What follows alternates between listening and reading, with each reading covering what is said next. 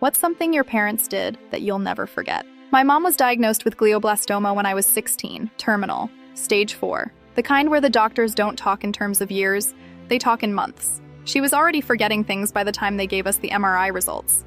Mixing up names, burning food, walking into rooms, and just standing there with that blank stare. We thought it was stress. Then we thought maybe early onset dementia. Then it got worse, fast. She started falling, once in the shower, once down the back porch steps. The second fall was when they found the tumor.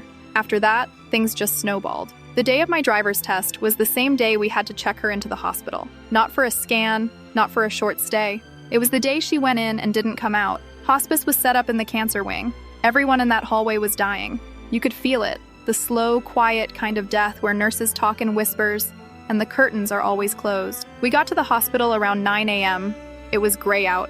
I remember that. The kind of cloudy that doesn't rain, just hangs there. My dad wheeled her in and she was small in the chair, like she had shrunk overnight. Her hair had already started falling out, not from chemo. She was too far gone for that, but from the cancer itself, as if her body was slowly letting go of anything it didn't need. She was scared. Her hands kept shaking. She looked around the room like she didn't understand what was happening, even though we'd explained it a dozen times. But she smiled at me, told me to go ace my test. Her voice was thin and slurred, but the words were clear. I didn't want to go. I almost didn't, but she made me. Told me, "You've waited so long for this. I'll be here when you get back." I remember her saying it like a promise. I walked out of that hospital with a sick knot in my chest. The DMV was 20 minutes away. The whole drive there, I kept thinking I was going to fail. My hands were shaking too much to hold the wheel. My instructor was a guy named Tom, who smelled like cigarette smoke and didn't talk much, which I was thankful for. Somehow I passed. Parallel parked like a pro. 3-point turn was perfect. When we got back to the DMV, he stamped the paperwork and said, "You're good to go."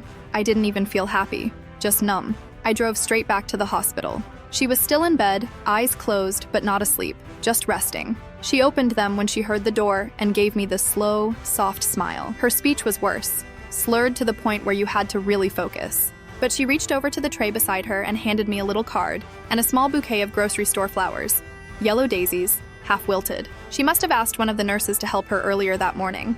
The card had my name on it in her handwriting, a little shaky, but still hers. Inside it said, "I'm proud of you. Drive safe. Love, Mom." That was it. That was the last time she was really with us. The next day, she couldn't talk anymore. A week later, she stopped opening her eyes. She died 3 weeks after I got my license. I still have the card.